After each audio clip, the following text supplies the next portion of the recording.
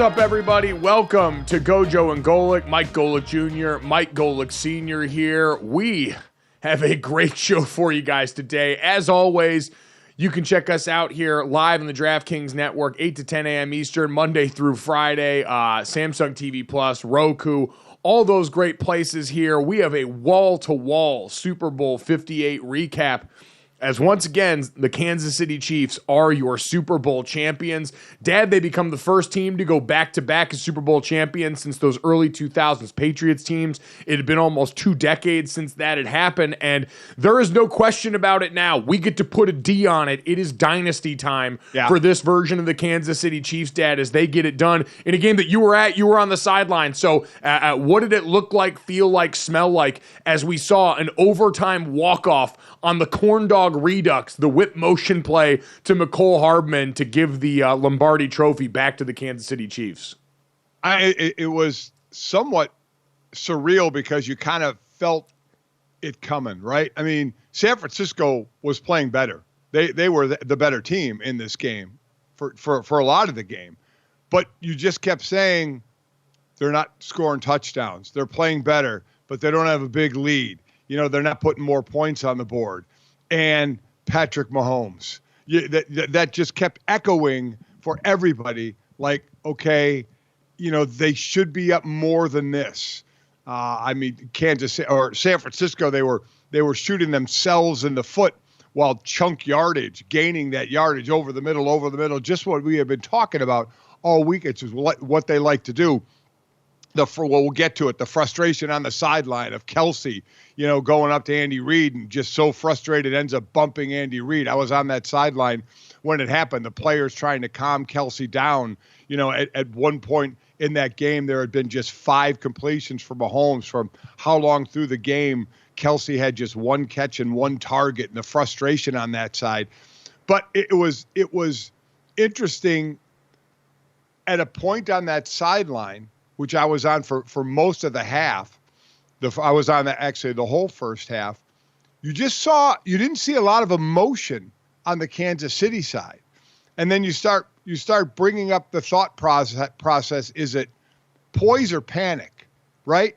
Are they sitting there shell-shocked at what's going on?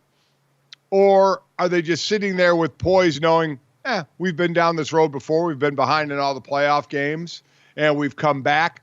So there's no need to panic at this moment because we know we can come back. That was pretty wild because I was pretty amazed on the sideline outside of Chris Jones one time going off a little bit on the sideline, or Kelce with, you know, the bump heard around the world.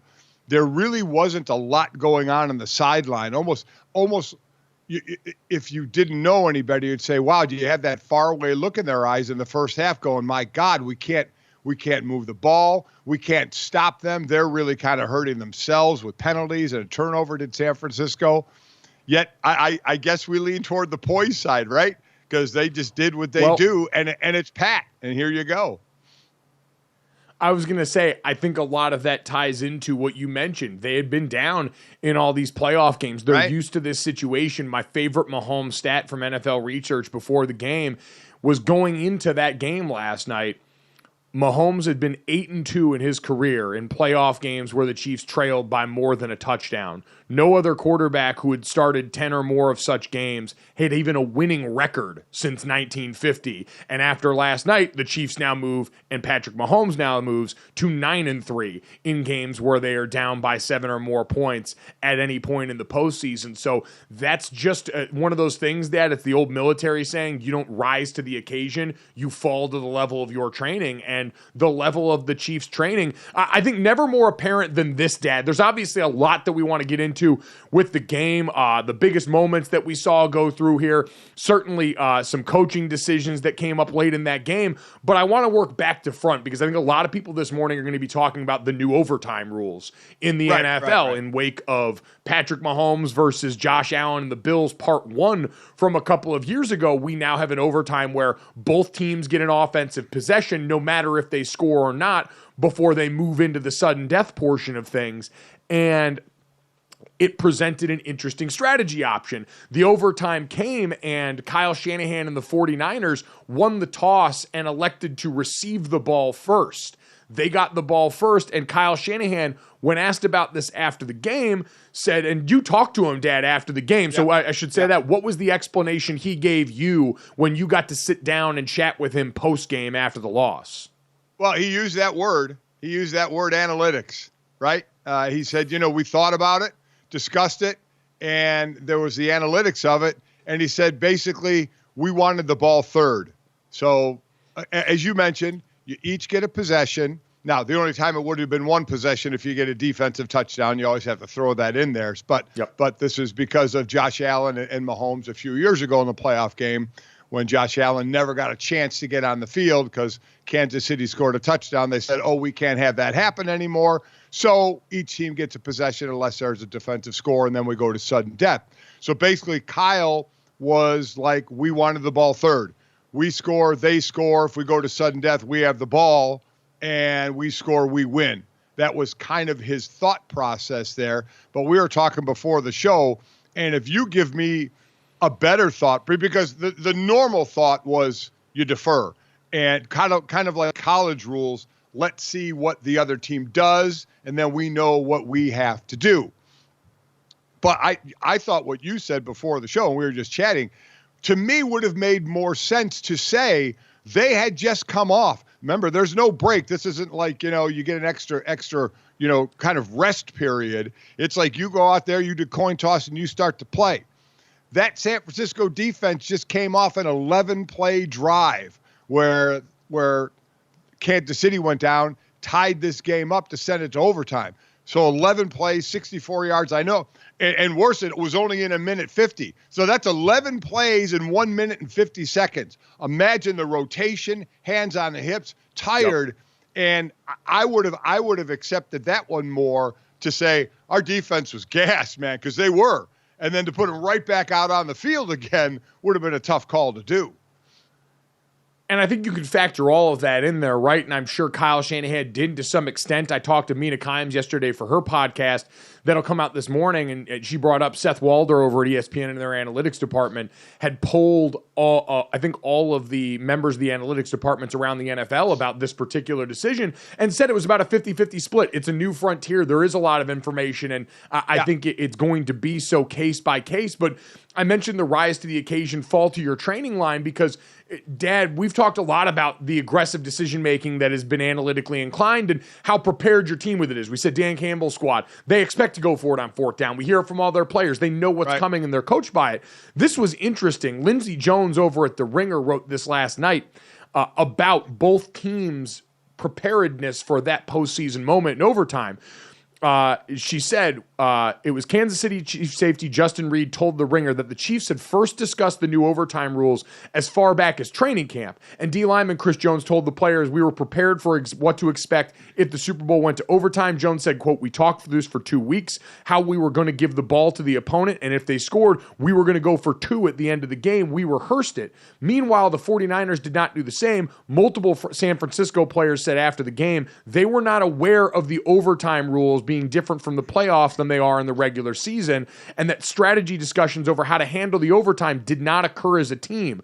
Defensive lineman Eric Armstead said he learned of the details of the postseason rule when it was showed on the Allegiant Stadium Jumbotron during a TV timeout after regulation. So that, Dad, while it's not everything, it's certainly something, and it's emblematic of just what a job Andy Reid does taking care of situations. It's what we heard about the Belichick coach teams for so long in that Patriots dynasty, and so it's hard to act surprised when this Chiefs team finds so much success so often when this is the level of preparation that you're talking about that clearly is not ubiquitous, is not common everywhere. Yeah, they had a plan, and they've been through it before. Again, I think that says a lot about a team when they're prepared for this. You could kind of tell it during the week. There was a little more complaining of things about San Francisco, the turf, and other things that they were practicing on. And for the Chiefs, it was just like, you know what? We're just going through the week. We're doing what we do. And you know, I get it. You know, even though some of these guys had been to the Super Bowl before on San Francisco and lost, unfortunately, and then came up short the last couple of years in the NFC Championship game. And I think there are more players than we think, in all honesty, Mike, that wouldn't have known the new overtime rules. That wouldn't shock me to hear some players not knowing that, but certainly the coach preparing you like Andy Reid did. Because if you look at it, it went like a normal overtime, right? Field goal, your other team would get the ball on a field goal. That's exactly what happened. San Francisco gets a field goal, and, you know, they're going to get the ball. If they score a touchdown, you win the game. So you never even get to the next part of it. No, I totally get that. I'm not saying it had a drastic effect. To me, it's just one of those things. You are how you do everything. And the Chiefs, you're right, being part of the game that was the impetus for this rule change. No doubt we're going to be more aware of it than others. Dad, overall in this game, I found this really hard to evaluate on the back end. Mahomes is the Super Bowl MVP in the most obvious decision of all time. He finishes this game. One, he started in a pretty pedestrian fashion in the first half, like you mentioned. 34 of 36 for 333 yards, 2 touchdowns and an interception, and led the team in rushing with 9 carries, mostly on scrambles outside of one very big zone read call. 9 carries for 66 yards in that game. He was overwhelming, Dad, in a game in a year where offensively we can say this was probably the worst roster of the Mahomes era, and I say that relative knowing 2 other teams. He put on one of his best performances in that second half in overtime where, Dad, we always do the bit on Mondays after games. Did such and such team win the game or did the other team lose the game? And it really seems like the Chiefs just went out, whether it was multiple defensive critical stands on third downs or with Patrick Mahomes in this offense, went out and won this a lot more than the 49ers lost it in any particular juncture, I thought. Oh, I agree. I agree, because both teams stubbed their toe with penalties. Both teams stubbed their toe with turnovers. I mean, you look at this game overall, and what Kansas City didn't do a whole lot in the red zone, right? I mean, they were kicking field goals or fumbled the ball in their first possession in the red zone, and San Francisco had given up the second least amount of drives in the red zone all year, only behind Cleveland. Now, Kansas City got into the red zone a few times, but they couldn't put it away. You know, the one touchdown they had before overtime was off the muff punt.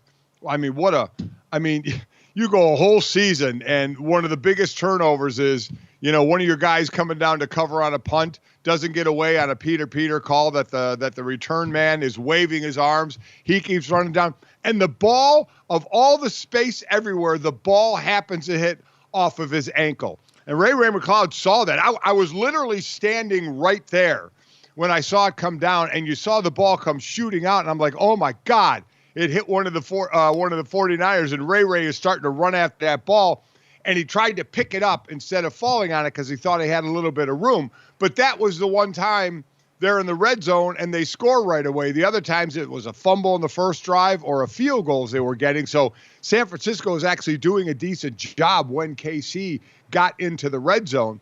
But I agree with you. Kansas City won this game. Defenses were strong early on. There were mistakes. The Mahomes interception was all on him. It was a bad throw by him. It looked like he was going to do a jump pass, and then he lands down and throws that interception. But their defense, I was it was interesting to me. They weren't going after blitzing a whole lot early. They were pedestrian in the blitz rate in the regular season. I think like 28th or something like that. And then in the playoffs, they picked it way up. And then you have the numbers in the Super Bowl. They picked it up even further than that. They started bringing the heat on Purdy and that San Francisco offense, and they were getting home. They did. According to Next Gen Stats, the Chiefs defense blitzed Purdy on 51.2% of dropbacks, their fourth highest rate in a game under Steve Spagnuolo. That being said, and why I say I have a hard time looking at San Francisco and going, man, you did X wrong. Outside of the special teams, you had the blocked extra point, which changed the entire complexity of the game. Yeah. And then you had that a fumble on the punt return, which, to your point, the punt returner is yelling, Peter or poison, whatever word they pick to tell all the other guys in the return team, get away from the area. The punt was short. It wasn't hit perfectly, but they don't hear that for whatever reason, and that ball bounces off a foot and changes the entire game. But, Dad, when I say those blitz stats about the Kansas City Chiefs, which included a season-high 9 unblocked pressures, all of which came on blitzes, Brock Purdy was 12 of 19 against the blitz for 131 yards and a touchdown. He was what he had been for most of the regular season, which was stellar against the blitz, which was stellar in most cases. And I even look at this game and go, Brock Purdy was largely fine. There were areas, and I think critical downs, where you had a couple of third downs late. The 3rd and 5 near the end of regulation where Trent McDuffie gets a free run on Brock Purdy and was able to bother him and force a field goal. Certainly in overtime. The 3rd and 4 where Chris Jones comes scot-free, and I think it was a bust by Burford, the right guard, on the protection on that play because no one blocks him, and it looked like everyone else's eyes were in the right spot. And you ended up with Burford at redundant blocking down on the mic on a different kind of protection. But in those couple of instances, you saw that Kansas City defense bowed up in big spots. They had their best ready. I think both those third downs were coming off timeouts as well. So it was Spags versus Shanahan in the what can we dial up department. How much do I know the tendency of the other teams? And they were able to hit them there. But in general, Dad, Brock Purdy played pretty well. It wasn't, perfect, but he made some big throws. He had the great juke on the perimeter to get to that open pass to Kyle Juszczyk that would have been written in the annals of history under his MVP trophy had they gone on to win the Super Bowl. And even for Kyle Shanahan, Dad, who now has another double-digit blown Super Bowl on his resume, it's hard to say, Kyle got away from the run because we saw near the end of the game 10-plus play drives where Christian McCaffrey was heavily featured. McCaffrey ends up with, I believe, 22 carries in this game, but 30 touches overall and some short passes that mimicked runs. In the overtime period, they went down and were able to score also largely off the back of that run game. And so it's just one of those things where they did do a lot of the things that we had asked them to do in those spots. I mean, even in talking to Kyle after the game, we were both kind of, he was more commiserating because he had just lost. It was tough to say. You couldn't ask the question, where did it go wrong, right? Because you're in overtime against Kansas City in the Super Bowl. It's tough. You can't really, again, you get a punt that hits a guy in the ankle. I mean, you're looking for things on the field when you're going to talk to a coach or talk about a game after is like, okay, where did it go wrong? Double-digit lead. Where did it go wrong? Tough to say where it went wrong. I mean, again, they did. They had the double-digit lead, but it's still Kansas City. They're going to make some plays, so they made some plays. So there wasn't really like, that's it. That's the one that cost you the game. But it is amazing what a PAT can do. Right? It's amazing what that 1 point can do and what it did help this game go to overtime because he makes that extra point. This game, one way or the other, the game is, for the most part, not going to overtime, right? So, and I'll be honest, it was a low kick.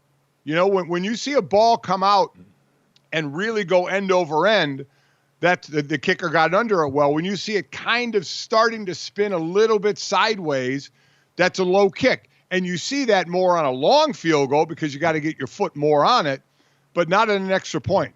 And that kick was too low. An extra point should not be blocked by even a middleman. It wasn't a ton of penetration. He just jumped at you time your jump in the middle. I've been there as well. And the ball was kicked low enough for it to be blocked. So that ball has got to get up in the air more. But it's amazing. You play an entire season. And we always say, 5 or 6 plays a game, and you could start to point out those plays in the game where you're like, your whole friggin' season and to win the Super Bowl comes down to these little plays. Yeah, I think you're exactly right. It was the Chiefs won the 5 or 6 plays in the game, some by skill, some by luck, like you mentioned there, that ultimately led to this outcome, because I think the exercise that sort of speaks to exactly what both teams' nights were like is down the waning moments of the game where the 49ers were leading, I had a hard time figuring out who was going to win the MVP. You had Juwan Jennings, who had a great night at receiver for the 49ers, had the touchdown pass on the trick play. You certainly had Brock Purdy in the mix. Nick Bosa and Fred Warner had both played incredible for that defensive front for the 49ers. So on that side, you weren't really sure because it had been that kind of performance for them. On the Kansas City Chiefs side, there was only one name that was going to be holding that MVP when they lifted that trophy, and it was Patrick freaking Mahomes.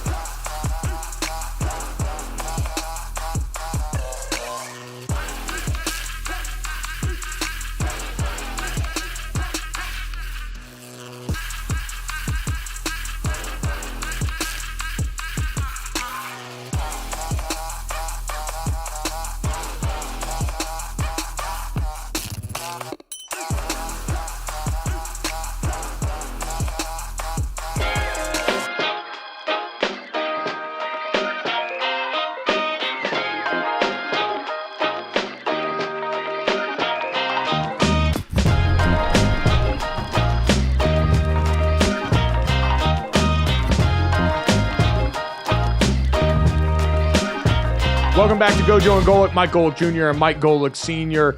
Time for a little bit of a Super Bowl edition of Mic'd Up Monday. Some of the best sights and sounds that we saw from the big game yesterday as the Kansas City Chiefs are again your 2023-24 Super Bowl champions. And Dad, it makes sense that we'd start off with the bad man himself. Patrick Mahomes goes back-to-back, not only as Super Bowl champion, but Super Bowl MVP. Here he was talking about some of their decisions and mentalities late in that game. I mean, that's a great football team, but once they stopped and held them to a field goal, our mindset was go win the game right here. Once we got that ball, we fell short in regulation. We're not going to let it do it again. We're going to go out there and win the game. Defense got the stop, and we were able to do that. Dad, Mahomes has now put himself at a point at just 28 years old where in terms of postseason accomplishment, it is essentially him, Joe Montana, and Tom Brady. all separate from everybody else in terms of what they've done as Super Bowl champions, what they've done as postseason winners, and what they've done as multiple-time MVPs. It's incredible, and all of the conversations we had last week about legacy and GOAT conversation and him chasing Brady all continue to be on the table and accessible in a way that no one thought was possible when he took over originally. Hey, Andy and Pat are halfway to Bill and Tom, right? Bill and Tom won 6, and now these two have won 3. So, and we know Mahomes has a long way to go. And I know there was the talk of Andy and people were whispering about retirement. And I even talked to him last week with Stu Gotts for God Bless Football. And I asked Andy about that. And he basically was like, I don't know where that came from. I don't know. But his stock answer line all week to the media was, yeah, I know everybody's talking about that, but not today. Not today. That was Andy's line. I loved it. So they're on their way, man. They're on their way. And what you heard him say there, because I ended up, and I'll get into it on the funny thing when I got to talk to McCole Hardman, on the field after the game for Westwood One, did an interview with him. But he basically echoed the same thing. Because I said, what was the mindset after San Francisco got the field goal? And he said, our thought all the way was touchdown. We were doing everything in our power to score a touchdown and end this game. That was the entire goal and the entire thing we talked about as we went on the field for that one. So that's to go back to your point. This is a team that's been here. This is a team that has a plan. This is a team that knows exactly what they want to do. And, it wasn't going all that well, especially in the first half of that game. And you credit San Francisco for that. Without question, because San Francisco, listen, they deserve to be in the Super Bowl. We keep saying they have the best roster in the game.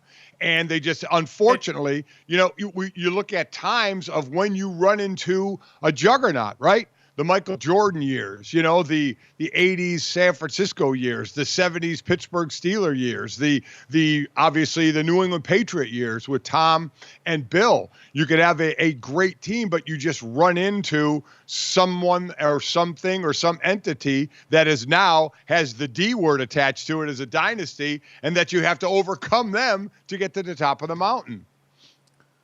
Yeah, I do want to give a ton of credit. That San Francisco defense played incredibly well. We talked all in the lead up to the Super Bowl about their rush defense here, and certainly Mahomes on some scrambles made up a lot of those yards, but they held Isaiah Pacheco to about 3.3 yards per carry. They were dynamite against the run. Eric Armstead and the Javon Kinlaw and those guys on the interior. Fred Warner was a banshee. And the ends, Chase Young came into this game much maligned, had a sack early on. They got Kansas City into a lot of long downs and distances early on, Dad. I said in the first half of this game, in 7 drives, the Kansas City Chiefs had 4 negative plays on first down, either penalties or lost yardage because of a play made by the 49ers defense that let their defensive ends get great one-on-one opportunities against the weakest part of the Chiefs' offensive line at those tackle positions and get home. They rushed with great lane integrity. They kept Mahomes bottled up inside. They did a lot of the things you need to do to bother this team in the first half, and I really point to that 2-minute drill for Kansas City at the end of the first half as the spot where, because you just got to get up there and go, and it's a lot of instinct and it's read and react, that started to be where Mahomes and this offense got a lot more comfortable, and I think that carried over into a lot of their second half game plan. They did, and even though that, I always like to try and look for the glass half full. Kansas City is going to get some drives, but I was even like at the end of the half, I was like, kudos to San Francisco. They held them to a field goal. They come in with the sack right at the end of that drive before the half for Kansas City and make them have to kick a field goal. Like I said, Kansas City didn't do great in the red zone. And they were getting field goals or that turnover first off and not letting them in the end zone. That defense was playing well. Mike, the aggressiveness of the San Francisco defense, and I talked to Fred Warner on Monday about their run defense and how bad it had been, and he was talking about lane integrity and then the want to get to the ball. These guys were flying all over the place. They were the aggressor. They were the better team early on in this game. Obviously, it's a 60-minute or more game. I'll tell you, that defense took a blow when Dre Greenlaw went out. Dre Greenlaw, I've never seen this, never. And I didn't realize it either. And you said it before the show that he didn't play in Week 18. Now, they had the number 1 seed wrapped up. but also he had Achilles tendonitis. This dude was just running onto the field to start a series, and his Achilles snapped. I mean, he's running out. We're all in each other's ears going, wait a minute. He was just running onto the field, and he went down, on the sideline. And he ends up tearing his Achilles. Between him and Fred Warner, I know I equate, you look at best duo linebackers, you're looking at a Roquan Smith and Patrick Queen from Baltimore, but these two are right there. Fred Warner's the first-team All-Pro. He's the best linebacker in the game. And Dre Greenlaw is the enforcer on that defense. That dude plays with an unbelievable attitude, and that definitely hurt their defense when he went out. There's no doubt about it, but all of it led to Patrick Mahomes still lifting that Super Bowl MVP trophy. He now becomes, along with Tom Brady and Joe Montana, and was already the only 3 players in NFL history with multiple MVPs in the regular season and Super Bowl MVPs. He's already at 3rd now for most appearances by a quarterback ever in a Super Bowl. He's the youngest player to appear in 4 Super Bowls at just 28 years old. So he has got that all wrapped up. But Dad, let's get to his counterpart as we get to this next bit of sound. Travis Kelce and Andy Reid had a little bit of a dust up on the sideline early in the game that was seen by many, and both of them pretty mum on it after the game when asked about it. Take a listen. He caught me off balance. I wasn't watching. He a cheap shot, but that's all right. He did good. He was really coming over just put me in. I'll score. So that's really what it was. Well, I love that. I mean, it's not the first time. So I appreciate him. I was just telling him how much I love him.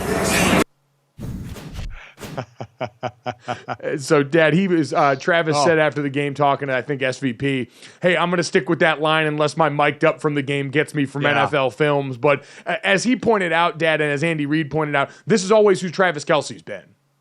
Yeah, it has. And I stayed on that sideline for the first half, so I was right down there when that happened. And listen, the guy's animated. The guy's emotional, and he was frustrated. Like I said, at that point, basically I think for that first half, you're talking like 1 reception for 1 yard. It was one of them quick little screens that aggressive San Francisco defense just smoked him when he caught the ball, and he only gained the 1 yard. And now it wasn't like they were airing out the ball. Patrick hadn't thrown a ton of passes at that point. But you look at the game against Baltimore when they won at 17-10, right? When, as I've been talking about a lot of us all week, that defense had been carrying the team. They only put up 17 points against Baltimore. But even in that low offensive output, Travis Kelce had 11 catches. So he's still a big part of that offense, and he was frustrated he wasn't. Now he ends up with 9 and a big part, obviously, of the offense. But there were a couple of players that were pulling him aside after that, trying to calm him down a little bit. But that's just Travis. I mean, Travis gets emotional. He gets going. He believes, and pretty much is, the best player that's out on that field, to catch a ball. And he was just frustrated he wasn't getting the chance on it. He was also staying in to chip on Bosa quite a bit as well. You saw the frustration. It was the ultimate no, yes on that deep throw behind him on that first bomb that Patrick Mahomes threw early in the game, where Travis is wide open. He's giving Mahomes the hands, and then he looks behind and sees the big catch and all of a sudden starts to celebrate. Dad, Cole Kubelik tweeted this out, though, about his importance to the team. In 3 Super Bowl wins, Mahomes has targeted Kelce 22 times, 21 completions, 217 yards, and 2 touchdowns for the Big Yeti.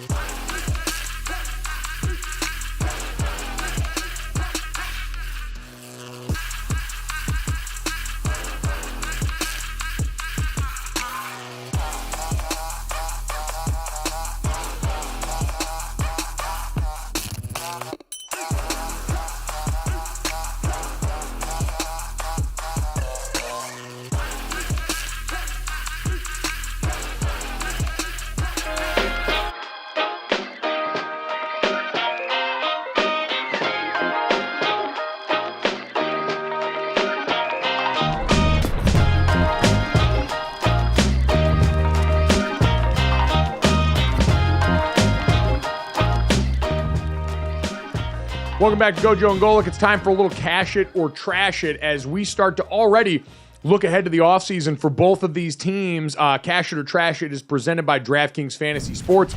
Check out what DraftKings has to offer this season with code GOJO because life's more fun when you're in the action. DraftKings, the crown is yours. Gambling problem? Call 1-800-GAMBLER. Age and eligibility restrictions apply. Void where prohibited. See DraftKings.com for details. The Super Bowl odds for next season are already up, Dad. And the 49ers, currently your odds-on favorites at plus 550, with the Chiefs actually second at plus 650. Dad, after winning Super Bowl 58, they talked about it and were asked about it a lot after the game. How you feeling about a three-peat for the Kansas City Chiefs? Man, I mean, two-peat is hard enough. Obviously, back-to-backer, last time we had it was, 03-04 with the Patriots, so it's tough to do. It's be tough to lay odds on that, I think. And San Francisco being at the top, I get it. They have the best roster in the league. I mean, this is one of those where the frustration level of not being able to end up at the top of the mountain, when you do that, now they remember some of the differences here. They have a quarterback who's still on his rookie salary, rookie seventh rounder. He's still making basically peanuts. So you can spend the money out there. Kansas City, they have a few free agents. Snead's a free agent, Edwards, Drew Tranquil, Donovan Smith. By the way, quick side note to that, their left tackle, Donovan Smith's a free agent. This is the fourth Super Bowl that Pat's played in. It's his fourth left tackle. 4 different left tackles in his 4 Super Bowls. But that being said, and then Chris Jones. And I talked to Chris Jones on Monday, not during our interview, but kind of off air about, and I told him, good on you for ending up, the way it worked out with your contract. You only had the 1-year deal, right? The franchise tag with some incentives on it. And now is going to get paid off. We talked about the big gap between Aaron Donald and then I forgot the next guy in line. It's like $31 million to $24 million. Well, Chris Jones is a guy that eats that space up, right? He's the guy that's going to start to get close to Aaron Donald money, and he deserves it. He deserves waiting it out and making that move.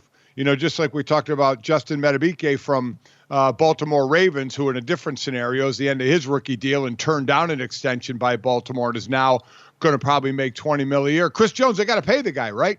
But now you got to pay guys. Remember, you're paying Mahomes. He's already into his big deal. So you have that as a cap hit where you don't have that yet for the 49ers, a big quarterback cap hit. So they have the potential to hold on to the team more than Kansas City with guys that you have to pay or bring in to kind of fill slots. Because I'm sure even though they're Super Bowl champs, they're still going to kind of look for that receiving side, right? You have Rashee Rice, who did a great job as a rookie.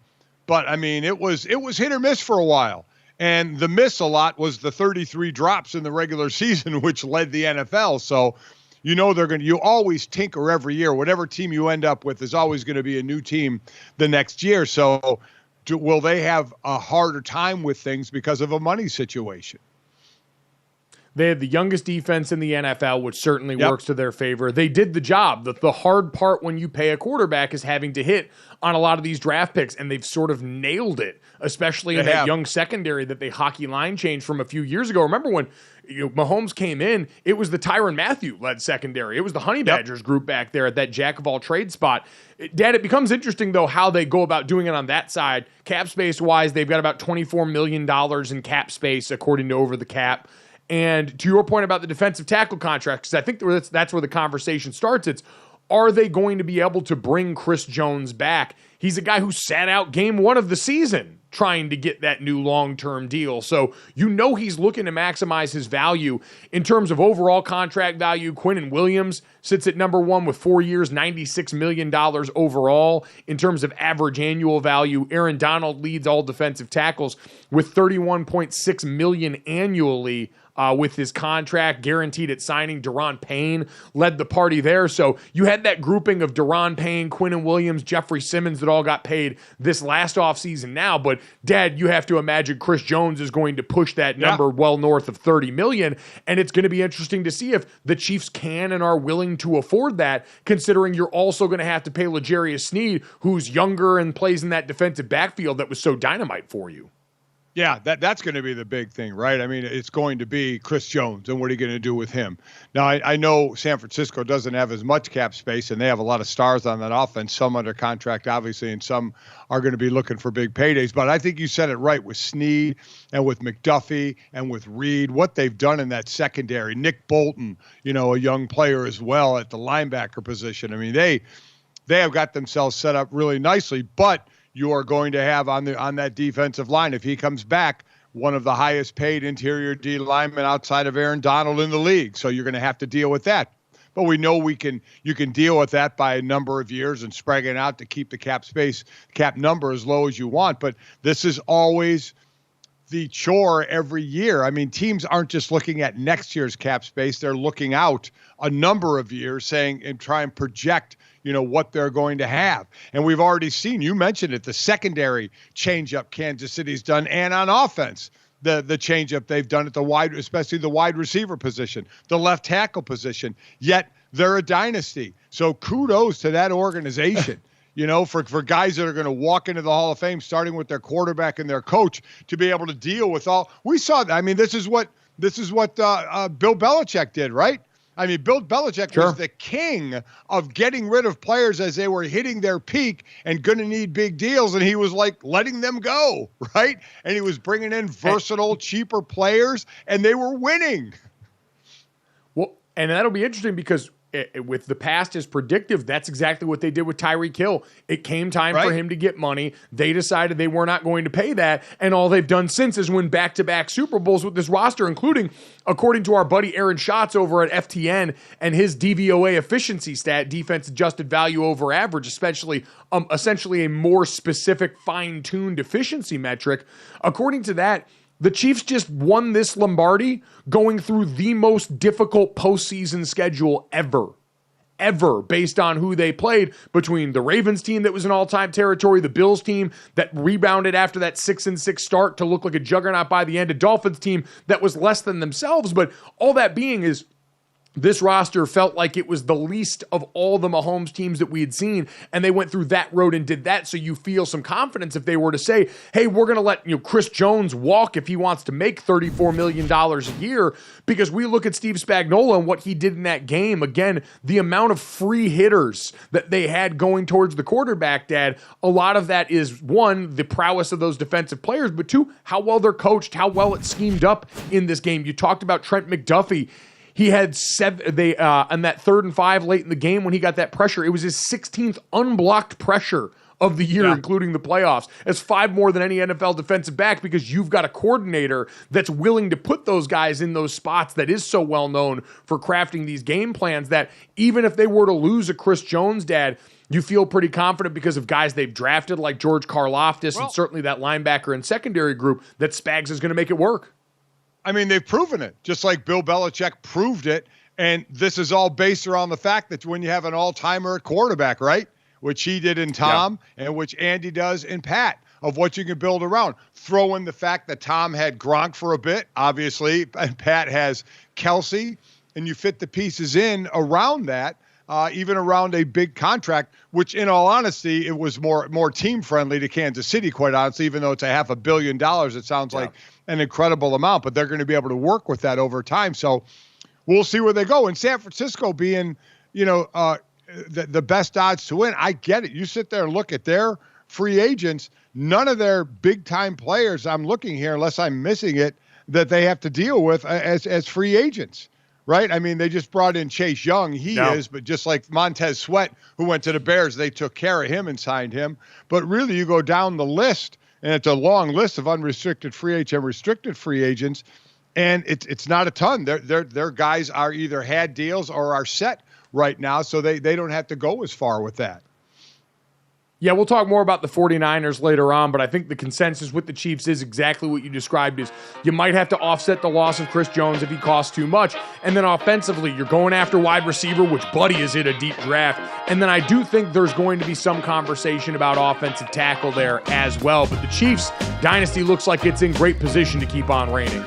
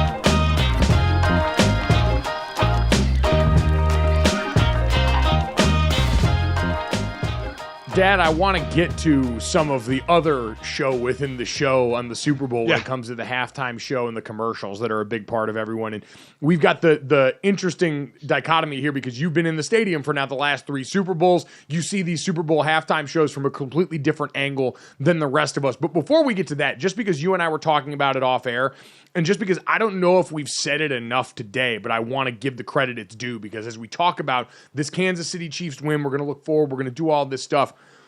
The Kansas City Chiefs defense is still probably going to be underrated and under-talked about because of the Mahomes factor. It's the easy candy. It's the shiny object in front of everyone, Dad.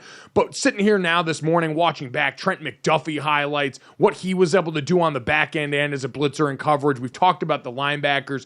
Chris Jones in this defensive backs. Mike Pennell, their defensive tackle, had a great game against the run. They were a war machine for so much of this game after an initial flurry by the 49ers. They kept the Chiefs in it long enough for Kansas City's offense to come online. So I do just want to give Steve Spagnuolo, who said he wants to be a head coach again and yet got no looks this offseason in the last cycle where all these jobs were open here. Spags and that side of the football, Dad, were a top 5 unit all year in so many statistical categories and went out and played like it. They were dominant in this postseason stretch and deserve to be talked about as such. They did, and that's why I compared it to the early on Tom Brady Super Bowls that were led by New England's defense. And a lot of the comparison I brought up this year was Tom's Super Bowl in Tampa Bay. They don't even get to the Super Bowl without what that Tampa Bay defense did, especially in the postseason. This Kansas City defense, and you're right about Spagnuolo. I mean, he is now right there, though. This is his 5th Super Bowl as a D coordinator. He's right there with Dick LeBeau. The great Dick LeBeau as 5 appearances as D coordinator in the Super Bowl. So kudos to what he has done because, as we know, this offense has been down a little bit this year for Kansas City, but Pat Mahomes, that's what you can always say. But the defense, and you mentioned it, they always find the players and how they've rebooted.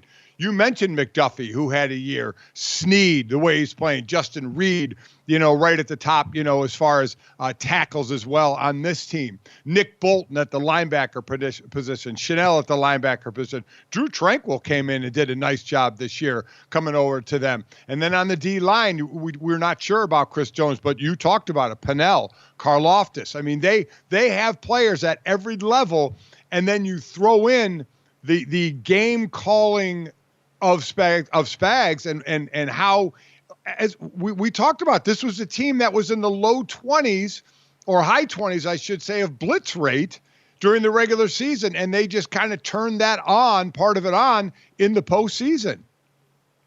I will say overall between regular season and postseason, they ended up blitzing overall, so regular and postseason included, the 6th highest rate in the NFL at 36.3% of dropbacks. So they got after people. There's no doubt about that. To the tune of the 4th fewest pass yards per game allowed in the NFL, the 4th fewest passing touchdowns, and 2nd in sacks behind only the Baltimore Ravens this year. So an absolute Death Star unit that redefined how the Chiefs can win football games now, and I'd imagine going forward. But Dad, let's talk about throwing it back a little bit. The halftime performance, I have enjoyed becoming the center of the NFL's Venn diagram when it comes to their halftime show decisions. They are catering to 90s and early 2000s nostalgia that is directly pointed at me and the millennials, and bringing Usher back for the halftime show this year was square in the crosshairs of that. And Dad, overall, so from my vantage point at home, you obviously saw it in the stadium, and I want to hear about that. I thought it lived up to it. It was so many of the hits you'd expect. They started off with Caught Up. It included You Don't Have to Call, Loving This Club, I Ain't Got You, My Boo, Confessions, Nice and Slow. He played all the hits. All of the guest appearances hit really well. You had Alicia Keys for If I Ain't Got You and My Boo. You had her come out for Bad Girl and You Got It Bad, playing the guitar and absolutely kicking ass. And then you had Lil Jon and Ludacris show up for Turn Down for What. And all of them hit the right notes in that performance. The only thing that was off was that apparently everybody on the internet all at the same time thought that Jermaine Dupri was CeeLo Green in a way that made everyone kind of uncomfortable. Yeah. That makes people a little uncomfortable. So let's be honest. The halftime show is for the TV audience. All right. Yes. And I don't know how it sounded like. I asked your mom, and she said it looked great on TV. At least that's what I got, because in the stadium, and this went on like Monday night when you had the media night and all the players were talking, and they would have things over the PA system. You can't understand it very well. Now, when it was just like a lone voice or a lone instrument, like Post Malone, God Bless America, and playing the guitar was awesome. And if you were being in the building, you could hear it, because that's all it was the guitar and him singing was phenomenal. Reba McEntire, you could hear the acoustics were great when she played the national anthem. I'm not going to lie, Mike. I mean, I knew the songs from the beat, but couldn't understand the words. Now, I don't know if because I was on the floor, on the ground floor, I don't know if people up in the stands could hear it or not, but you could barely hear it. Now, Alicia Keys on the guitar, because that's what she was just going on, that was one of the highlights. That was fantastic. And of course, watching her, I'm sorry. All right. She was phenomenal. And by the way, your mother did beat her in the New York Marathon, just to throw that in there. And then my mom beat Alicia Keys in the New York Marathon, not her in the New York Marathon. Her on the guitar, Alicia Keys getting beat by my mom in the New York Marathon. I'm sorry. My fault. That guitar was fantastic. You could get all of that. But the dancing, obviously, of Usher is phenomenal, but we just could not understand the words very well.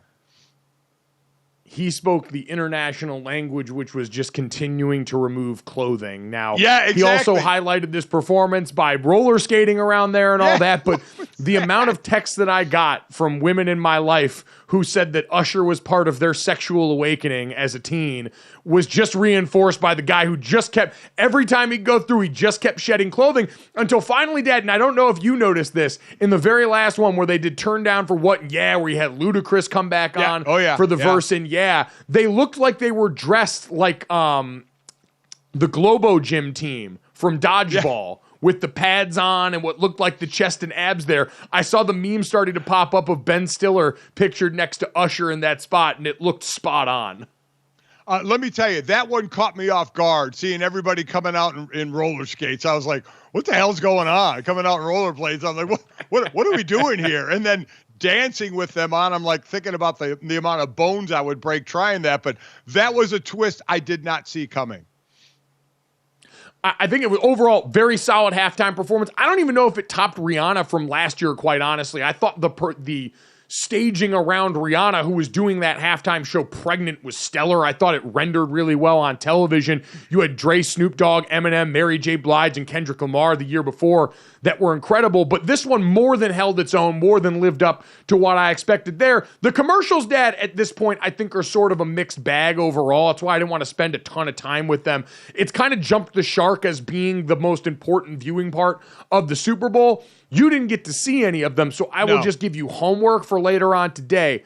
There are really two, and then everyone else in my mind. There is the Arnold Schwarzenegger-driven Agent from State Farm commercial that was incredible, that has a great callback that you won't see coming at the beginning of this. And then it's the Dunkin' commercial. Ben Affleck, Matt Damon, J-Lo, Tom Brady, Fat Joe in there as I think the hands-down funniest commercial of the Super Bowl. It is something that is going to be incredibly giving of meme content, as Ben Affleck always is when he's surrounded by Dunkin'. So that's the one you got to go check out. Yeah, like I said, that's the third year of me not being able to see commercials. That's one of the downsides of being, not a lot of downside to be able to work the game, but not see the commercials, because that's something we'd always talk about the next day. But that's the one I'm going to check out, because that's all I've heard is that was the commercial to see of all the money. What was it, $6 to $7 million for a 30-second commercial? So you better make sure it hits. And it sounds like the Dunkin' ad hit pretty well. The Dung Kings, as they are called. You can go ahead and book this right now. The most popular male friend group costume for Halloween in 2024, the Dung Kings. Get ready for it, coming to a street block near you.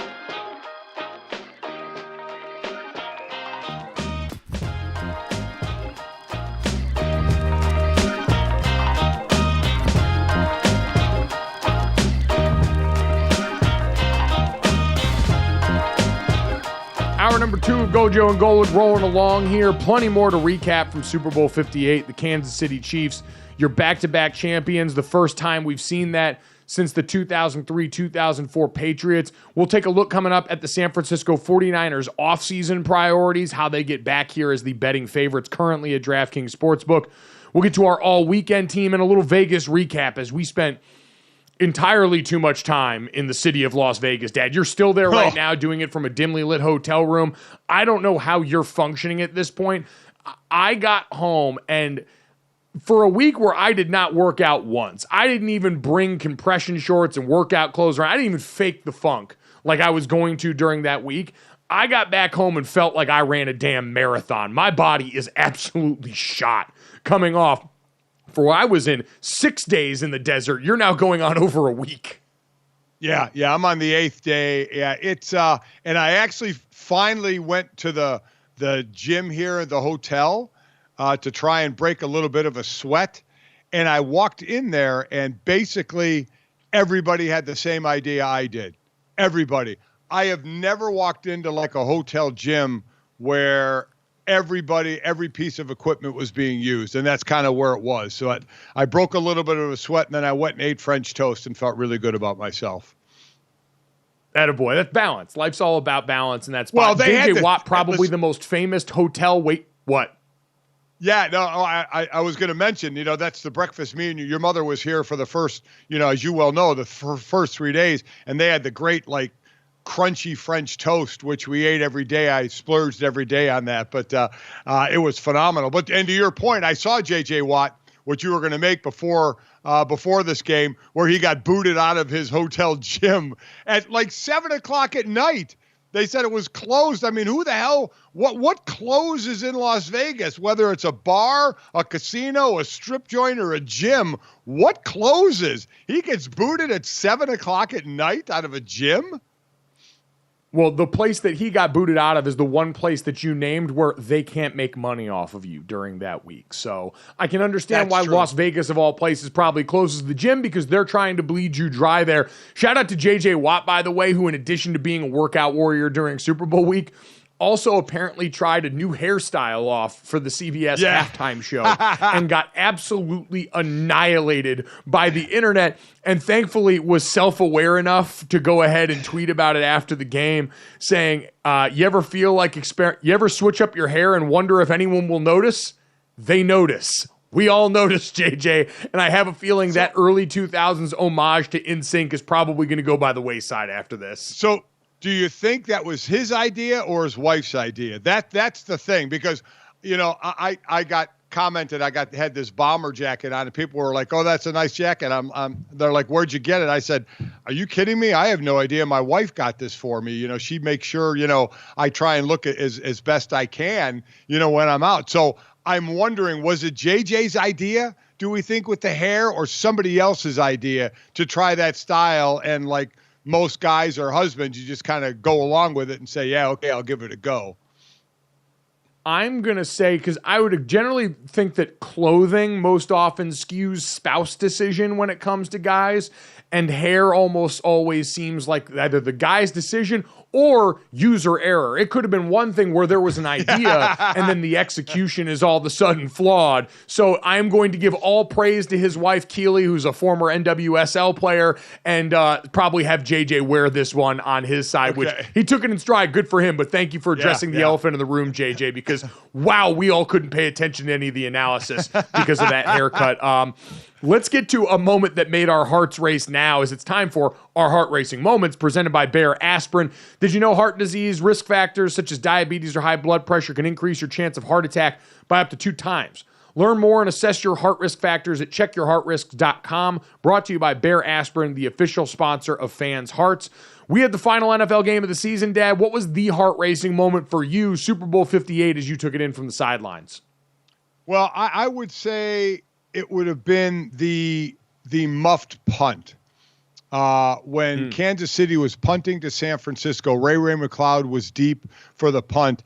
And as the ball was coming down, you could see him. It was a short, high punt, and he was coming up to catch. I was literally standing right directly parallel to him on the sideline, and you could see him start to run up for the ball and then stop and start to wave his arm in a fair catch mode, and or the getaway, not fair catch, but the kind of the incomplete pass sign that the ref would have, and he's yelling whatever word it is, poison, Peter, whatever. He's yelling it to his gunners coming down the field, basically saying, stop and move out of the way because I'm letting the ball hit the ground.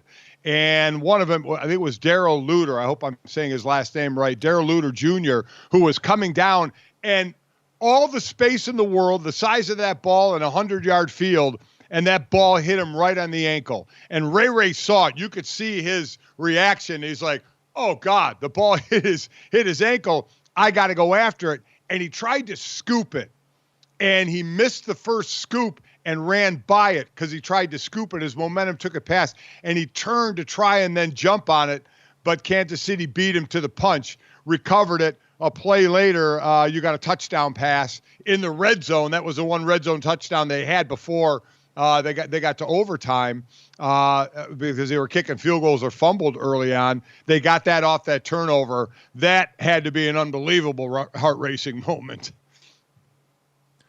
I've said football is a profoundly stupid game at its core, where you have all this planning and things that go on, and the game largely ends up getting decided because the football is a weird shape and it bounces off a guy's ankle in a way that you least expect. That's a great one, Dad. I will go with the other red zone touchdown from the Kansas City Chiefs. Last play of the game, mostly because, like a lot of the rest of this game, we talked about it being a sequel. This was Corn Dog Redux. The play that won the Chiefs the Super Bowl in large part in the last Super Bowl against the Philadelphia Eagles that we talked about, where you would bring the wide receiver in motion looking like he was going to run across the field. He ends up stopping and going back out to the same side that he came from. This time it was McCole Hardman. Last year we saw with Kadarius Toney and with Sky Moore. But, Dad, Andy Reid and the Chiefs bringing back a play called Corn Dog to win the Super Bowl feels like absolute poetry given the nature of Big Red that we know is a man who's not afraid of the table. Oh, without a doubt. I mean, you just have to love the play call there. And funny moment after the game, kind of how it works a little bit, being the NFL partner, Radio Westwood One, we were able to kind of get players before others, being an NFL partner, which is nice, so you don't have to run around too much. So I talked to Chris Jones first after the game, who was just kind of walking around like, wow, amazing what's gone on for him. So talked to him a little bit, and then got to McCole Hardman. But Laura Oakman is on the sideline as well. She's the other sideline reporter for this game, and I can hear in my ear because this is live. And obviously, if she's interviewing someone, I can't interview my guy just yet. So I got McCole Hardman. It's me and the Nickelodeon camera and reporter, right? And Nickelodeon was very cool. They saw me with them, and they were like, cool, you do your thing. But right as I was going to, Laura Oakman started interviewing Isaiah Pacheco. So I'm like, okay, McCole, I said, my other person just started an interview. We got a couple minutes. And I wave over. The Nickelodeon people are right here. I'm like, hey, Nick, you guys go ahead and interview him right now. And so I'm watching him talk to Nickelodeon while I hear Laura in my ear talking to Isaiah Pacheco, waiting for them to finish and waiting for Nickelodeon to finish before I grab him. It was just a kind of a funny turn of events there.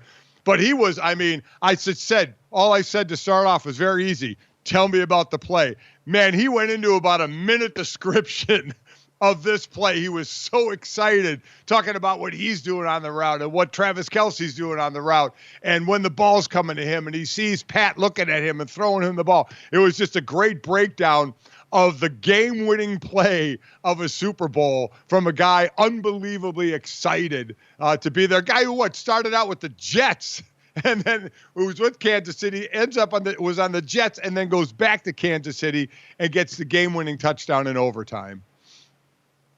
Yep, that's a perfect encapsulation of this Chiefs offense during this season and the parts that made them up. I know we've normalized a lot. It's got to be so wild for a player in the biggest moment of your life to put on the headset and likely get interviewed by animatronic Patrick Starr and SpongeBob SquarePants at the end of the game. The Nickelodeon broadcast, Noah Eagle, all those guys do such a great job of that game. Nate Burleson, who's been sensational in that role, they kick ass. They do. I mean, I love that Nickelodeon stuff. And what else is wild, too, because I hear the broadcast as well, and it's Kevin Harlan and Kurt Warner, and they get an MVP vote. So that it's interesting to hear, I'm hearing this in the breaks, that they have to start thinking about an MVP. And Mike, for a long while, it was Jawan Jennings. So it's always like, you talk during the week about, okay, we know who the stars are, but then the talk is like, okay, who's that guy that's not a star that may be the big person in the game, right? And you guess this guy and that guy. Jawan Jennings had, I think, 19 receptions the entire season. Had certainly more than a few in the postseason then.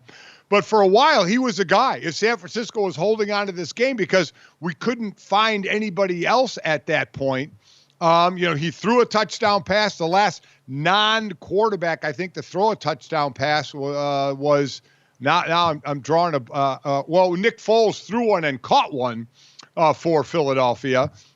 Jawan Jennings, non-quarterback, throwing one, and that had a receiving touchdown as well. So that was the talk. There was big time MVP talk for him during a lot of that game. Yeah, it was a testament to just how evenly distributed a lot of that 49ers performance had been throughout a lot of that game. Jawan Jennings, by the way, I saw Matt Fortuna tweet this out, was the highest rated high school quarterback to play in this game. Coming out of high school, he was a quarterback prospect, as you and many others mentioned, but he was higher rated than Patrick Mahomes or Brock Purdy were coming out of high school as a prospect back in the day. So I got to read the scouting report. And speaking of the scouting report, Dad, I want to go back and grade ours a little bit. We go in and do the Golic acrostic going in to every NFL weekend where we take a look at things. And for this Super Bowl, we kind of went through both sides and went through. For anyone that wasn't here or aware of the Friday acrostic, we went G for game plan, O for one-on-one matchup, L for legacy, I for impact player, and C for chips all on the table. And Dad, going back, looking through, grading the game plan and what we laid out for both sides to have to win, San Francisco largely did the job that they were expected to do, right? They leaned on the run in a lot of key spots there. The defense did manage to get Kansas City off schedule and force a lot of one-on-one pass rush matchups with those offensive tackles that they were winning a lot. The defense played the run a ton better. The offense distributed the ball, got CMC over 30 touches in this game. We mentioned Jawan Jennings. It's why it's so difficult as an eval, and I know this doesn't help 49ers fans, Dad, sitting here on a Monday after another excruciating Super Bowl loss, but there really wasn't, outside of the special teams mistakes, there weren't a lot of actual mistakes that I can point to on offense or defense to say, yes, this is where you definitively lost this game. Well, that's why I said earlier on when I was talking to Kyle Shanahan, I said, Coach, I really can't come up with a question of where did you lose this game? Because both teams had 2 turnovers, so that you never like to see for KC. One was in the red zone, and then Pat threw a bad interception. But yeah, I mean, for the most part, and it was kind of following teams. We said teams are going to try and attack the middle of the field, especially on passing. But the defenses were playing so well early on, especially against Travis, who likes the middle of the field. Only had that one catch for so long, but then ends up with 9 for 93 yards. I mean, he ends up having a major impact in this game. A lot of that in the middle of the field. That's where we thought a lot of the attacking was going to go on, and it was a defensive game early on before these offense started to click a little more. Yeah, absolutely was the case there. And I don't know, Dad, it's funny looking back at our notes now because for Kansas City on the other side of this game plan, the thought was offensively, we had pointed out, how do they take advantage of the edges? We had seen a lot of other teams in the postseason, the Detroit Lions, the Green Bay Packers, get over on San Francisco on the edges, running a lot of those pin and pull edge runs. We only saw a handful of those from the Kansas City Chiefs. One of the plays ended up being that fumble by Pacheco to start the second half that lost them major yardage on first down, and they kind of stayed away. The screen game wasn't really working because Fred Warner was a full-on banshee, and then trying to run the ball with Pacheco, he was largely in that offensive line, largely ineffective throughout a lot of that game, Dad. I was surprised they didn't go bigger on a lot of the runs, especially once Dre Greenlaw got hurt. We had seen them 2 and 3 tight end formations, big heavy zone, inside zone runs or duo runs on the interior. Weren't really a lot of those. A lot of them were spread runs. A lot of them were those counter footworks that took a little while to develop, and the 49ers defense just smashed them up front. Yeah, they did. And then like you mentioned on the other side, I had said, one of the stats during the week was Kyle Shanahan as the OC in Atlanta and then the coach for the last Super Bowl in San Fran never had a back with more than 15 touches. And I mean, in the first half, I think McCaffrey had 13 touches, ended up with 22 carries and 8 receptions, so 30 touches in this game. And they were running the ball well early. He had that. I mean, I think he only lost 2 fumbles during the year. So you look early on at their opportunities, and they're driving on that first drive, and he fumbles the ball. The next drive, they're just starting the drive out, and then a guy who was a walk-in Hall of Famer, but in his first Super Bowl, and Trent Williams has a procedure penalty and then a holding penalty. So you want to talk about, and this was on 2nd and 12, then it's 2nd and 17 on the procedure, and then he gets a holding call, so it's 2nd and forever. I mean, for a team that had been looking really good early on, you talk about missed opportunities. That's throwing a drive away when you're at 2nd and 30 something or 27 or whatever it is. They were their own worst enemy early on in this game. No doubt about it. You're right. 2 of their best players being the reason early drive stalled was not on the bingo card. That points directly to, by the way, Dad, the one-on-one matchups we talked about. I said Kansas City's linebackers versus that 49er backfield. And Christian McCaffrey, again, largely had a very good day. The Kansas City linebackers didn't play bad, but Christian McCaffrey's one of the best players in the NFL. You can throw Juice in there as well, who, by the way, we talked about it last week, the most bet prop in Super Bowl 58 was Kyle Juszczyk over 4.5 receiving yards. He, on the first reception that he had, hit the over on that, and I'm sure made a lot of people very happy. So that was one we pointed out here, Dad. You mentioned the linebackers on both teams, Fred Warner, Nick Bolton. Fred Warner did a phenomenal job. He had one-on-one coverage on Kelce down the stretch. It was the non-Fred Warner players in the middle of that field against Travis Kelce that had a little bit of a tougher time. Fred Warner played his ass off, played a lights-out game by and large. He did. And again, you look at the absence of Dre Greenlaw, right, who blew his Achilles out early on, so you don't have one of the best duo linebackers that you have one of those out. Fred Warner is a stud. I mean, absolute stud in this game. But, again, credit to Kansas City as they continue their legacy. They do. And speaking of legacy, we talked about Kyle Shanahan's legacy being the one with most at stake in this game. But, Dad, I understand there's going to be the stuff about, the quotes about the San Francisco 49ers players not being as prepared for the new overtime rules, the decision Kyle made going into overtime to receive the ball so that they would have it on the third possession when it becomes sudden death. All of these things, but in general, I thought Kyle was aggressive in certain spots. That 4th down call at the end of the game was not normally how Kyle Shanahan operates. He's a much more conservative decision maker in those spots. He had the great trick play drawn up. He leaned on the run in the second half and late in that game. I can't see a ton of areas where there was that fatal flaw like we saw in the other 2 Super Bowls he was a part of. But what you look at is he had a lead, right? And he doesn't hold on to the lead.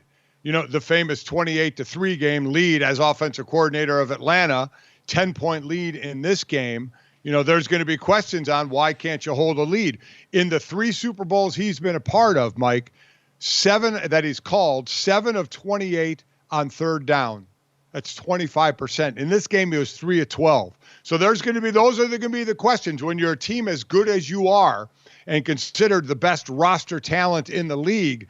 It's going to come down to things like that. You have double-digit leads, you can't hold on to them, and you're extremely ineffective on 3rd downs.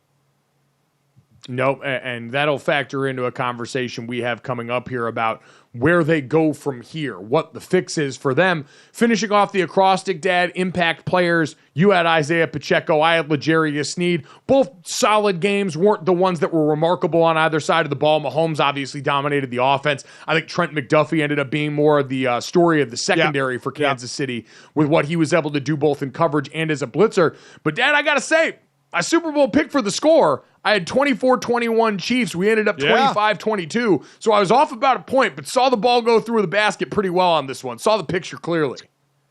Good job out of you there. And how about, wasn't it the over under 47.5?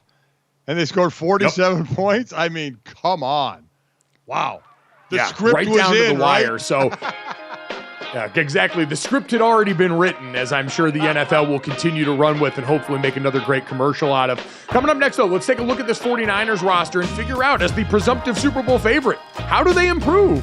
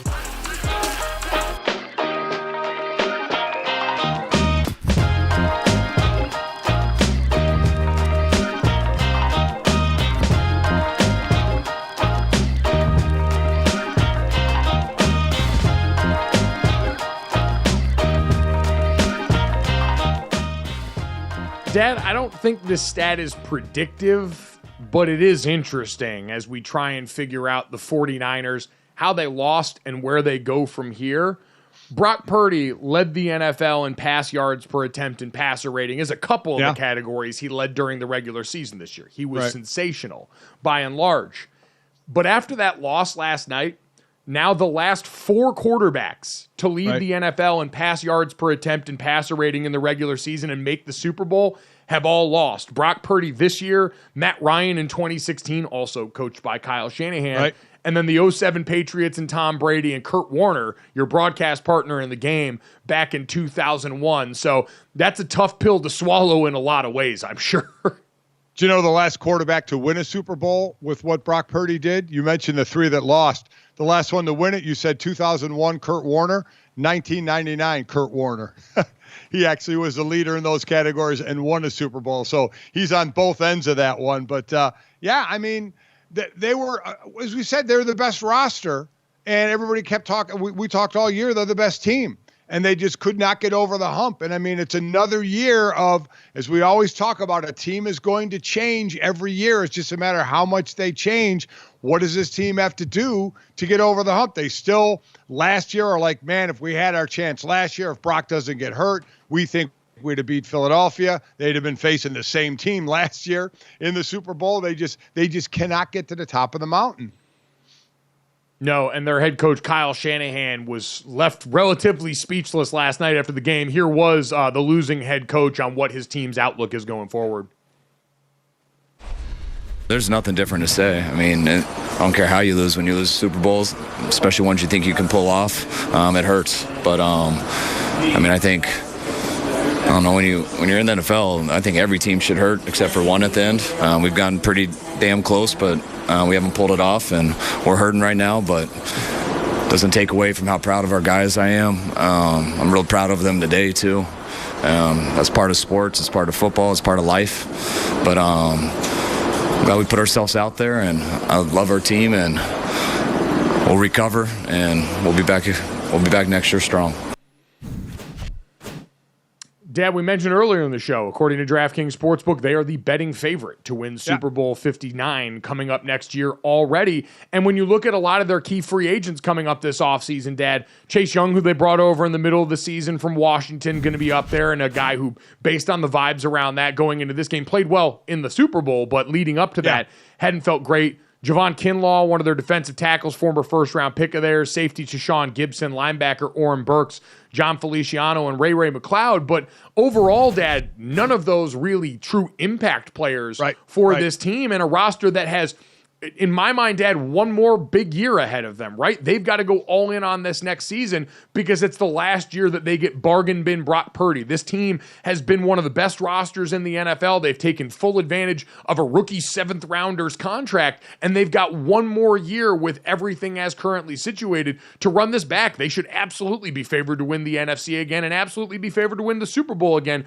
based on who they bring back. It's not a difficult offseason, but it's the maddening question of how do you get better when you look in so many ways like the best. And like Kyle said there, he said the podium, he said it when I was talking to him. It's like, where do you look? I mean, it's so we question what they do in overtime by not deferring and seeing what Kansas City does. They took the ball, they went down and scored, right? They went down and kicked the field goal. Now, give Kansas City credit for holding them to a field goal once they got in the red zone and not in the end zone. But if you're a 49er fan, you're like, we have the lead in overtime. Defense, make a stop. I know it's Pat Mahomes. I get it. But you have a really good defense, good enough that you're all the way into the Super Bowl, so you have the lead in overtime. And I know everybody's like, but it's only 3 and it's Pat Mahomes. I get it, but that's not a player mentality. Players are like, we got to go out and we got to get a stop. Now, I know the last drive they were on the field was 11 plays, 64 yards, game-time field goal to overtime. But that's when someone's got to make a play, right? You got studs on that defense that someone has to make a play. And for Kansas City's credit, they're the ones that made the play, especially Pat with his legs, kind of like in the NFC Championship game Brock Purdy did with his legs when they came back against Detroit. Purdy had a couple of big runs. In this one, it was Mahomes. But all that's said and done in this game, you have the lead in overtime, make a stop, and you're the Super Bowl champs. To the point about making a play, this 49ers defense had done plenty of that. They were tied for the NFL lead in the regular season with the Bears with 22 interceptions. So they had taken the ball away. They'd been an opportunistic secondary. We mentioned the run defense was stellar during this game in a way that it hadn't been for a lot of the playoff run. Yep. And so, Dad, I'd say this, like it's largely cosmetic for them this offseason. I don't think they're going to bring Chase Young back unless it's at a really manageable number for them. I agree. And so finding another pass rusher opposite Nick Bosa is going to be important. And then the other thing is the looming Brock Purdy conversation gets really interesting, right? What they're going to do with his contract eventually if he does play another season like this. He's only in his second year. You'd imagine another year in a well-coached team with all these good weapons. He's going to get even better as a young player who's going forward. But we also saw some of his limitations shine through in terms of, hey, pressure up the middle of the pocket gets a lot of quarterbacks, but especially when you're the small quarterback, it can certainly have an effect. So I do think we talked about John Feliciano being a free agent, one of their interior guys. It puts a premium on them going out and making sure they fortify the inside of that offensive line, because we saw against Aleem McNeil, against Kenny Clark with the Green Bay Packers, and certainly against Chris Jones in the championship, when you've got interior rushers that can get in his face, it can alter and affect some throws in a way that for Pat Mahomes and a lot of these guys that are physical freaks, it's less impactful than Brock Purdy, who even as well as he played is one of the best statistical quarterback in the NFL, is still every once in a while going to have his physical limitations brought up. And in this case, it's, I think, appropriate given some of the critical spots that got affected last night. Yeah, for Purdy, again, he signed a 4-year deal. He just finished his second year. It's a 4-year deal for about $3.7 million. So bargain, bargain bin basement stuff there as far as what you're paying a quarterback. He's making like $900,000 a year. They can renegotiate it after this next year. So like that's where you mentioned the one more year. Yeah, what do you build around him? Quick note on Feliciano, the guard who was in there. So Deebo Samuel goes down with a hamstring, right? And he's rolling around in pain, and we're all like, oh my God, Deebo Samuel. I'm standing on the 49er sideline as he walks into the blue tent. Doctors are in there looking at him. He comes back out ready to go. Looks like he's looking for his helmet. Then they put him back in the blue tent again. All the concern over him and his hamstring, and he comes back out and he goes back on the field. Feliciano, a little later in the game, is writhing in pain on the field, hurt and grabbing his elbow. I mean, rolling around, writhing in pain. For an old lineman, that takes a lot because they're about the toughest crew on the field. So Feliciano walks off and goes into the blue tent. Mike, not one doctor went in there. Nobody. The trainer was in there, and they weren't even looking at him. Feliciano was like, take this. He had like a sleeve on. Take this thing, or get another one on there. And they put this big bulky brace on there. That was it. I mean, it's like duct tape, chicken wire, some WD-40, and get it back out on the field. It was hilarious. I mean, the difference in, oh my God, Deebo Samuel, let's go in there. What's going on? Feliciano goes in there. Only the trainer's in there with him. Just put a brace on, come back out on the field. Absolutely hilarious.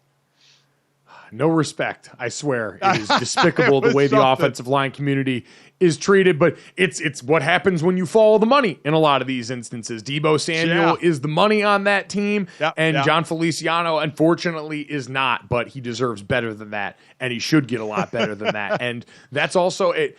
I don't know, Dad, as we put a bow on it, the 49ers will be where everyone expects. But I just think if you liked the brand of toxic conversation around a quarterback that went on this year with Brock Purdy as polarizing, when it comes time to pay that dude, it's going to get real funky out there in terms of what this team believes and actually thinks of him when it's time for dollars and cents to hit the table over a year from now. But in the meantime, they got one more bite at this. We'll see if they go all in, a la the Tampa Bay Buccaneers, a la the Los Angeles Rams, and say, burn the boats.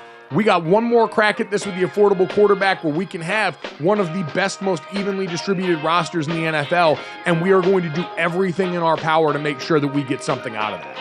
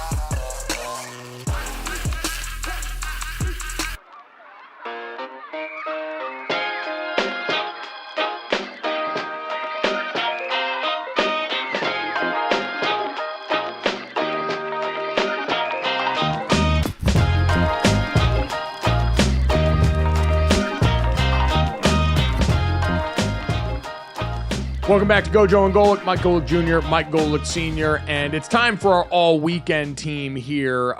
Dad, the best performers from all around the world of sports this weekend, and since that world of sports was pretty small for our world here, it's going to be a pretty short listing of first team and second team for both of us here, and we're going to rock with the same ones. We're giving you the weekend off since you were busy calling a football game last night and probably didn't see much of what went on elsewhere, which, Dad, as we get to the all-weekend second team, basically goes to women's college hoops. We had, on the morning of Super Bowl Sunday, Nebraska women's basketball hosting the number 2 ranked Iowa Hawkeyes. And Caitlin Clark, who we've talked about, is in pursuit of the NCAA's all-time scoring record on the women's side, looking to pass former Washington Husky great Kelce Plum. She is now 8 points shy of that mark after 31 in a stunning upset loss. The sold-out Pinnacle Bank Arena for Nebraska. They get the dub over Caitlin Clark and Iowa. Dad, is some controversy, well, I shouldn't say controversy, some questionable decisions on the part of Iowa, as some people thought they were kind of trying to game it and get Caitlin Clark fewer looks because they wanted her to break the record at home as they're going to head back to Iowa after this, but it ends up costing them down the stretch. And giving Nebraska credit, they were down double digits in the fourth quarter of this game, came back and found a way to win in what's been a banner year for women's athletics at Nebraska in general. You had the great volleyball match that went on in Memorial Stadium where the football team plays, and now a sold-out outing here as the Caitlin Clark show went on the road, and the Cornhuskers found a way to get it done in the battle over Corn's heart. Boy, yeah, I tell you, Caitlin Clark looked miserable after that game. I get it. Second-ranked team in the country behind, the ungodly good South Carolina team, which we'll talk about in a sec. But they were just devastated by that loss. Caitlin Clark's going to get the record, but yeah, you're right. If you try and massage it so you get it where you want to get it, obviously it ends up maybe costing a little bit. So kudos to Nebraska for that one. Yeah, it was the first time in Caitlin Clark's career where she played an entire fourth quarter without scoring. She was 0 of 6 from the field, tying her worst shooting output in a fourth quarter. So brutal stretch there for her. But, Dad, like you said, we knew it was a formality. She's going to get the record, as we talked about last time on Dragon Ball Z. She is doing the record in the same amount, and actually fewer games than Kelce Plum, who held the record at Washington. So she's going to be a deserving champion when this comes. This is a setback, but again, like you said, they trail only South Carolina overall. Caitlin Clark's been box office. We know what they're going to be. Probably one of the teams left in the Final Four when it's all said and done. Surely a 1 seed. So it's a setback and a great moment for Nebraska basketball and Nebraska athletics altogether. Dad, let's get to the first team, shall we? We've gone long enough. We are, an hour and 40 minutes into the show? We haven't said Taylor Swift once. Taylor Swift, Dad, the first team all-weekend performer, comes into this football season, her first season in the NFL, part of a Super Bowl winning outfit here. Everyone tried to make her out to be the distraction. Everyone wanted to make her out to be the problem. And instead, Travis Kelce goes out and has a banner postseason for the ages. We have love and support gracing our television screens at all times before, during, and after the game. We're getting great celebration shots of them now at the Chiefs post-game party. The DJs are playing Taylor Swift songs. They're making out here. What an incredible run from the most famous pop star in the world, who made her way all the way from Japan over to Las Vegas for this game. We talked about the 13 math that went into this. And so, Dad, the only thing left to ask is, did you do your job? Did you do your homework? We asked you if the Chiefs won to be ready down on the field to try and do your best to get in front of Taylor Swift. Were you able to do it? All right. So the short answer is no. And there's a reason why. Now, again, being with Westwood One, a partner of the NFL, we do get special places we get to go. And one of those places is where the trophy ceremony is, the cordoned off area where, the stars are and their families. So the only problem is after Laura Oakman, who was on the sideline with me, interviewed some players right after the game, I have to go inside to the losing team's locker room area because I interview the losing head coach for Westwood One. So I go inside. So while I was inside, the whole Taylor Kelce thing was right out there with Laura Oakman, right in that area where she was allowed to be. By the time Kyle came out, he talked with CBS first, then he talked with me. Then I went back on the field. She was already gone. So the two people that I wanted to see was her and Post Malone in the beginning after he's saying God bless America, which was fantastic, by the way. Didn't get to see him either. So I struck out, Mike. I absolutely struck out. A simple no could have done the trick. That sounds like a lot of excuse making is what we just got out of you there. It sounds like an awful lot of excuse making. I'm sorry you feel that way, but I had a job to do, okay? I had a job. Sure. I had a job for the Super Bowl, and I had to do my job. You know what? Playmakers make plays. That's what it comes down to here is there's plenty of guys, we see it every Sunday in NFL games where the play's drawn up a certain way and a guy who looks at it and goes, hey, you know what? I know what I'm supposed to do here and I know what I need to do here to ultimately get the job done. And you could have stepped up and made a play and instead you chose to just go and run the play as executed here and now we're punting on 4th down. So Taylor Swift wasn't going to happen because I had to be off the field for Kyle Shanahan. My mistake on Post Malone, I didn't go to the proper spot to see him come on and off the field. And if I were to give quickly my all weekend, it would be during the game and it would be halftime. Second team would be Usher dancing and her on guitar. That was phenomenal. And then first would be Post Malone's God Bless America, which him and the guitar, I thought, again, was absolutely fantastic. That's where I will chastise myself. I was not in the right position. And by the time I was trying to get there, they had put all the stuff they were putting out for the teams, to run out for the introduction and all of that. That was still up, so I couldn't cross the field at that time. I'm making excuses now. All that was my fault. I should have been in better position for Post, and I wasn't. It was a pretty famous crowd there overall. They showed Lady Gaga in the crowd. Beyonce and Jay-Z were there as well. Yeah. There were a bunch of LeBron was in the crowd. And then obviously the trio that we all saw on the in the booth for a lot of the game, the Kelce family all up there with Taylor Swift, Blake Lively, who's one of her closest friends, and Ice Spice made the interaction. Watching Jason Kelce meet Ice Spice for the first time was about as wholesome as you could imagine. That's, again, like unlikely animal pairings in the wild. Getting those two in the same roof always felt unlikely, but a very wholesome interaction there as she was part of the trio watching up in the box with the Kelce family.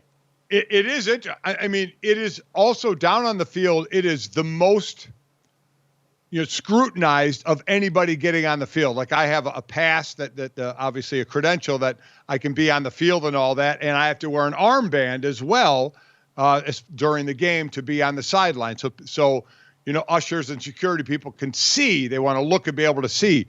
It must be nice to be those like Jay-Z who I was right by on the sideline there. Jay-Z, I believe, had a pass. I think I looked and I saw a little bit of the lanyard sticking out of his pocket, but he wasn't wearing it. He had nothing on that would designate him to be on the field. Yet, who's stopping him? And if you do stop him and try and turn him away, oh boy, why would you do that? I mean, there are certain people that could just walk around with nothing, never get a credential, and just walk wherever they want. Jay-Z was one of those guys. Level of fame unlocked, no doubt about it. And Taylor Swift also in that group. Congratulations to her. Congratulations to Swifties who joined along the ride and have now seen how easy it is to just be great at everything in the NFL. Nothing is actually hard in this league. It is a joke, and you just get to roll the ball out here and play like this. So I'll ask you, Mike, you're the Swiftie. You're into, like I said, I enjoy her music, but you're way more into her. Do you think this offseason there will be an engagement?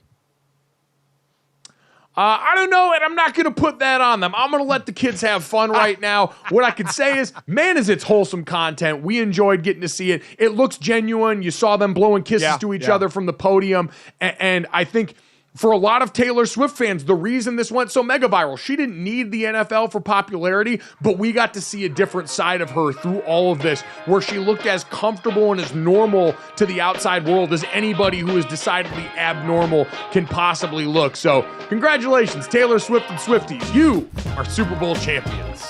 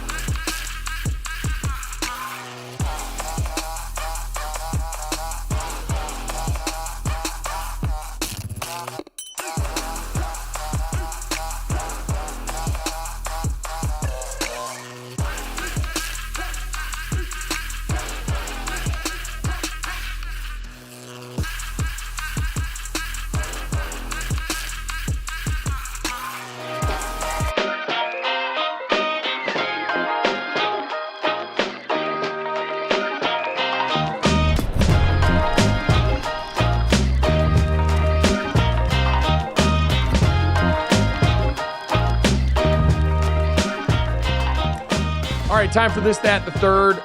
3 quick stories to finish off your day. As always, make sure you download, subscribe, rate, review us, leave us a 5-star rating, and check us out live Monday through Friday. We're back 8 to 10 a.m. Eastern, live here each and every day on the DraftKings Network, DraftKingsNetwork.com, Samsung TV Plus, Roku, and plenty more spots there. Wall-to-wall coverage today. No guests because we had plenty to get into here. But if you miss any of the show or our coverage, you can check it out wherever you get your podcast or available right here on the DraftKings YouTube channel as soon as we get done. And, Dad, you're still getting ready to leave Las Vegas right now. You got one more morning in Sin City before you get to hit the airport. But we were all out there for about a week. Thank you to everybody at Vegas Stats and Information Network, DraftKings Network, who all showed up and showed out to make it an awesome week for us there. We got a little best of our time in Las Vegas. Take a look and listen. From Sin City, Radio Row, Super Bowl 58 in Las Vegas. I am available for any kind of paid appearances because I am already in the hole. You and I both got to take in Super Bowl opening night. This game is a sequel from 4 years ago. Do you have a favorite sequel? Have you seen the Lord of the Rings trilogy? Yes, I have. What is your favorite sequel? Pitch Perfect 2. You just became my favorite player. What is the secret to winning Radio Row? Preparation is key. He's saying you look 34. I don't think anyone's saying that. Get to talk football, and that's what this week is. It's weird to me the way that people view Brock Purdy. This whole idea that he's a system quarterback is ridiculous. Starting to put the foot all the way down on the gas here at Radio Row. You hear my voice. I've been going out since 5:30 this morning. This is a crazy week to be around. Justin, how's the week going for you so far? I'm excited to be here. Puka Nacua, the Rams star rookie wide receiver. I was going to ask you if you remember me as a teammate. I remember him very, very distinctly. Yes. Super Bowl's in your backyard right now. You're king of the hill. There's a lot of things going on around the city, so it's just great to see. It's a piece of art, what you guys are making every day. Certainly, again, thank you to everybody from DraftKings who made this all possible. It was a phenomenal week. Some awesome guests in the mix. Dad, did you have a favorite? It's hard to go away from the energy of Puka Nacua. He was such a delightful young man and makes you feel really good about the Rams' future. But we had so many great guests come through, including as he copped to your former teammate Dan Marino, who did in fact remember you. Yeah, I mean, my God, come on. Seriously, you're going to ask him that. But listen, first and foremost, our DK family, what everybody behind the scenes did, that was, you and I had been at ESPN a long time doing these things, and what DK did in only their second year there was as good as any network out there as far as presence, stage, guests. So, you know, you and I got to be in front of the cameras for this, Mike, and microphones, and we were lucky there, but it was really the behind-the-scenes people that did all the incredible work there. Puka Nacua was, because, decent amount of those guys we had before at times over the years. Puka Nacua was just, you want to talk about a guy who just took the NFL world by storm, just so happy to be there and just excited. It was very, very cool to see. I want to ask you real quick, one of the things I noticed on the sideline, as the national anthem is playing, I'm sitting there as someone working the Super Bowl. Again, I never got close, never got past the divisional round, and I got chills. And they show Chris Jones with the tears rolling down his face. If I were in that game, I don't think there's any doubt I would have been crying at the national anthem. And I'm wondering, I'm trying to remember back when you played in the national championship game, the biggest game in college football, and the national anthem was playing. I know you can get emotional. Did you cry?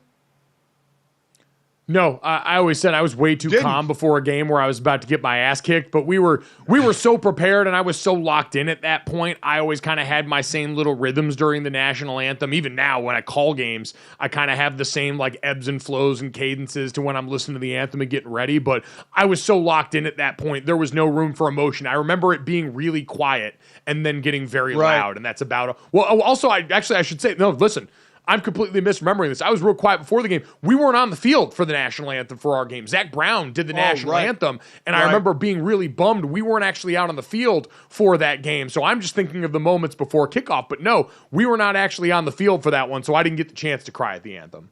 Yeah, I saw a few people get emotional. I thought to myself, man, if I was standing there in uniform, national anthem before the Super Bowl, I think tears would have been rolling down my face. It's just a great kind of moment to catch with these players. Yeah, pretty surreal. There's no doubt about that. Speaking of surreal, Dad, let's get to that and the experience that is the Waste Management Open in Phoenix. We got to take that in last year when the Super Bowl was in Arizona during that same week, and I got to go out and see it for the first time. I'd never been to the Waste Management Open, and it's the most rowdy weekend in golf. It's famous for that 16th hole. It's a giant party. You see everyone throwing beers on there. Guys are taking their shirts off, a whole deal. This weekend went a little bit differently, Dad. You guys live out in Scottsdale for half the year, so you're used to seeing a lot of what goes on around this tournament, and between the weather that suspended play for a little bit there that looked like a nightmare and some of the pushback from players this year, I wonder if lines were finally crossed as we saw more than a few players. Hell, they even had to cut off alcohol sales for a little while because the fan behavior got even too rowdy by this tournament standards. Do you see any changes coming for this tournament based off this weekend? I think they're going to have to crack down a little more. It got way. Again, I wasn't there. We were here, but with your mother being there the back half of the week and Sydney and Ben filling me in on what's going on there and the local news on what's happening, it did seem like it really Happy Gilmore, right? I mean, there's the fun Happy Gilmore, and then there's the over-the-top Happy Gilmore, a shooter saying, you people go back to your shanties, and it seemed like it got there a little bit. Because it rained a lot and it was wet and cold, guys sliding down hills, getting beer poured on them like we showed there in the video. It got out of hand. The golfers know this one's a little different. In fact, there are some golfers that won't play in this tournament because of it, but others take it in stride knowing they're going to get booed on the 16th if they don't hit the green and blah, blah, blah. But this one went a little far. For some of the golfers who shot back on social media a little bit on this one. So I would imagine while this is the PGA, we know they let go a little bit. I would think they're going to pull back on a little bit coming next year because at the end of the day, you want everybody to have fun. The golfers seem to take it in okay.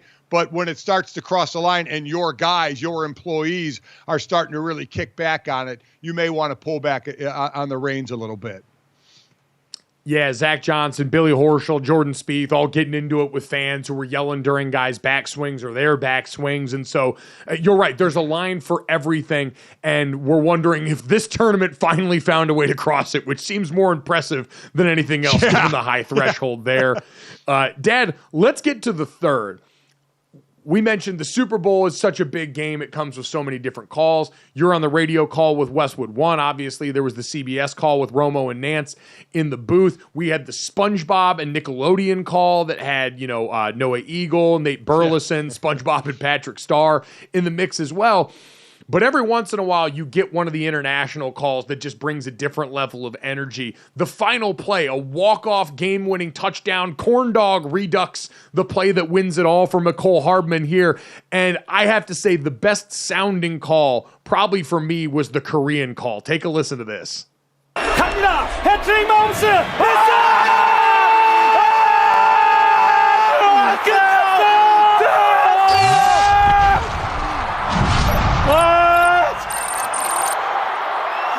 니콜 하드먼. 어쩌면 우리는 역사상 최고의 선수와 NFL 역사상 최고의 팀을 목격했는지도 모르겠습니다. 캔자스시티 칩스 5년 동안 세 번째 우승, 2년 연속 슈퍼볼. 패트릭 마홈스 전설의 반열에 올라갑니다.